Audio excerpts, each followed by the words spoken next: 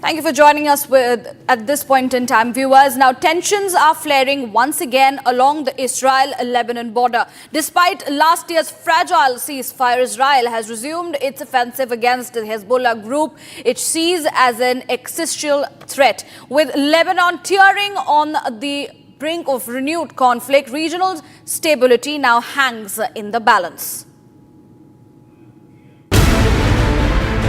Lebanon, though a parliamentary democracy, is heavily influenced by the terror group Hezbollah.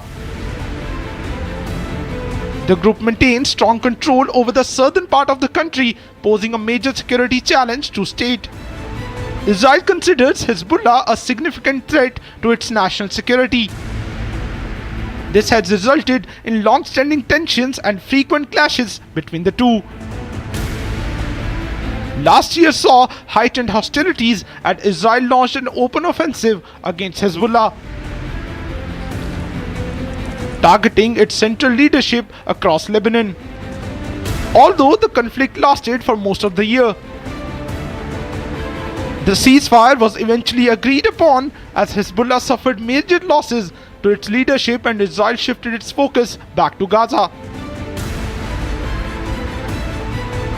That said, the threat to Israel is far from over, as the country continues to view Hezbollah as an existential danger. Amid renewed concerns, Israel has resumed its offensive against Hezbollah in southern Lebanon. Israeli forces are dismantling terror camps and Hezbollah infrastructure in the region. These renewed attacks have broken the ceasefire and raised serious questions about Hezbollah's legitimacy and influence.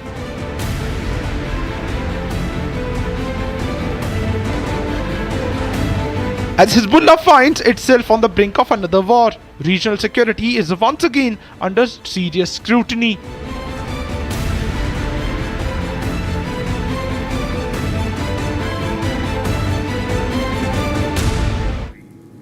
As the Israeli armed forces continue to pound Hamas in the Gaza Strip, Republic's senior executive editor Abhishek Kapoor brings you reports from the ground. Take a look.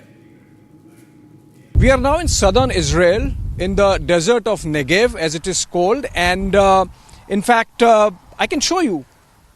We will go closer to Gaza Strip, but that's where it is. In fact, you can see the boundary wall of Gaza Strip, if this can zoom a bit. That sliver of wall that you can see. Behind that, on that higher ground, you can see some structures. Those are actually the Gaza Strip and the residents there in those structures. And if you come back now to this background of us, this is a kibbutz called Zikim. Now, this is exactly the spot from where the Hamas had carried out the naval version of the attack. Let me explain why. Hamas on October 7 had carried out air attack, land attack and a naval attack. And look at that Mediterranean Sea in the backdrop. That's from where. So if you look at it, Gaza Strip, and from there they came by the sea, through the sea, about 5 boats and maybe about 20 odd Hamas terrorists. They came in and they